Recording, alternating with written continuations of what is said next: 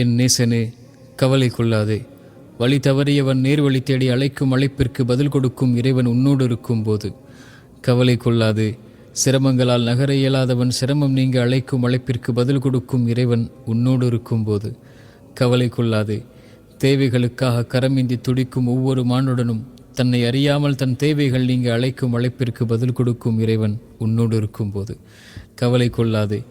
நம்பிக்கை கொள்ள எவரும் இல்லாது நம்பிக்கை இழந்து வாழும் மனிதன் மீண்டும் நம்பிக்கை பெற அழைக்கும் அழைப்பிற்கு பதில் கொடுக்கும் இறைவன் உன்னோடு இருக்கும்போது என் நேசனே, உன் உள்ளம் உடைந்திருப்பதை அறிகிறேன். உன் கண்களின் கண்ணீரை பார்க்கிறேன். உன் தனிமை உன்னை வாட்டுவதை உணர்கிறேன். வழி பிறக்காதா என்று தவிக்கும் தவிப்பை அறிகின்றேன். கவலை கொள்ளாதே, இறைவன் நம்மோடு இருக்கிறான். இது மந்திர சொல்.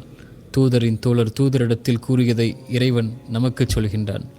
கவலை கொள்ளாதீர், இறைவன் நம்மோடு இருக்கின்றான்.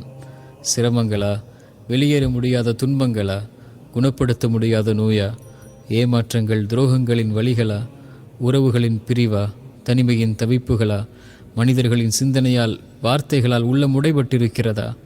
ஒரு முறை மீண்டும் இறந்த உள்ளத்தில் உயிர் பிறக்க உன் நெற்றியை அந்த இறைவனுக்கு முன்னால் பணிய வைத்து இந்த வார்த்தையை உங்கள் உயிருக்கு, உங்கள் உள்ளத்திற்கு கூறிப்பார்.